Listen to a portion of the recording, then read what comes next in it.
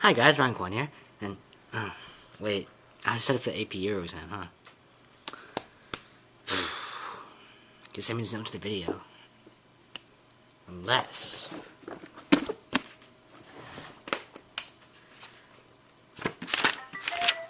Ooh, I got a text!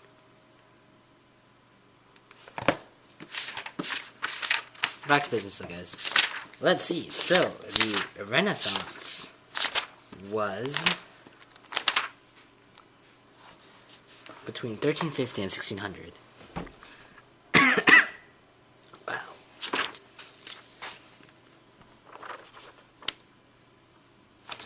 Yeah, this is useless, guys. How about this? How about I try to summarize as best I can, just by word of mouth, guys, alright? Okay, guys, so the Renaissance, guys, took place in Florence, Italy. You know this. And you know that Italy was at this time fabulously pretty wealthy, because it was a midpoint between the West and the East for trade, guys. It was in the Mediterranean. So, simultaneously with all this, guys, you have internal tensions, such as the new merchant classes becoming ridiculously wealthy, and, you know, they want something a bit more than that, guys. The lower classes, guys, and the landed aristocracy. As in addition to these internal tensions, guys, you also have this constant rivalry between city-states of Florence, Naples, Milan, Papal Estates, and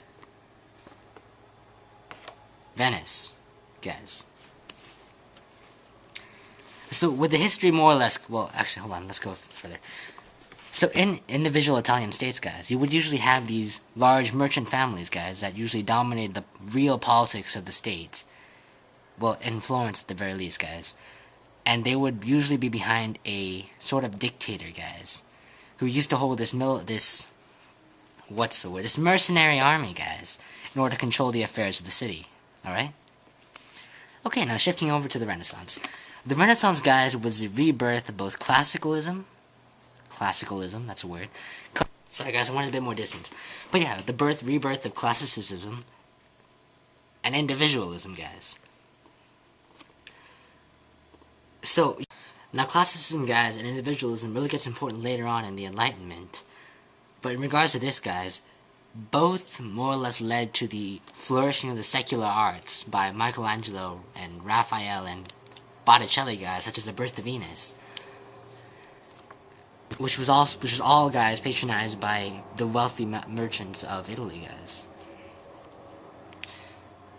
So, simultaneously, guys, with this rise of classicism and humanism, guys, which was more or less, guys, a program to re-understand or recapture the classical past that the Westerners had lost with the fall of Rome. Now, guys, humanism really only emphasized, guys, both classical learning, which was a liberal arts program, guys, which focused on rhetoric and etc. And there was also the civic humanist, guys, which was the only real important faction at this point in time. Well, faction at this point in time. What the civic humanists believed, guys, was that the knowledge gained from the classical arts could be applied to politics or state administering, guys. Alright?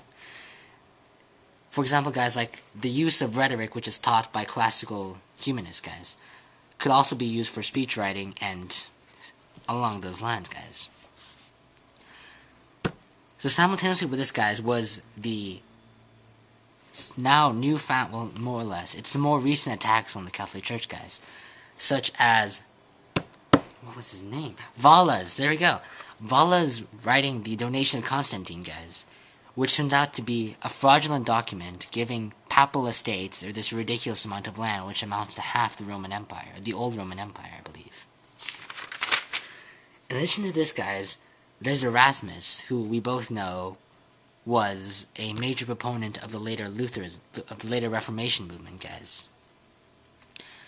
He wrote In Praise of Folly, guys, which more or less satirized or, criticized, guys, in a very slightly indirect way, the corruption and the abuses of the Catholic Church at this time. In addition to this, guys, there was writing by Sir Thomas More, which portrayed, guys, what he thought was an ideal society on earth, which was contrary to what the Catholic Church tried to impress upon the population, that Now, guys, is not a good time to focus on, because the afterlife, guys, is where everything really is. Now is just a short time of misery and pain, etc.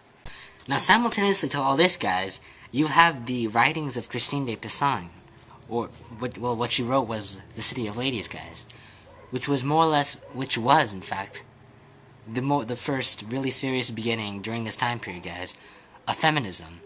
She stated more or less, guys, that women were not inferior to men, and that they should be allowed to carve out their own space in order to prosper as a person, guys.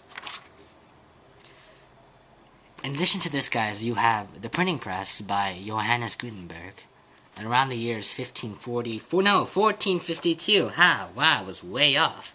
Okay, but yes, yeah, that sums it up, guys.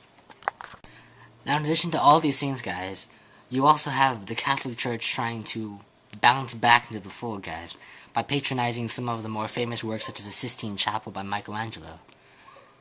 But in the Northern Renaissance, guys, you have these people called Christian humanists, among whose number counted Erasmus and Sir Thomas More. Now, what they believed, guys, was that by studying the early Christian authors, you could correct the church, rather than reform it or just complain about it, or, well, yeah, reform it, rather than just complain about it or just completely get rid of it, guys, which was what actually later happened.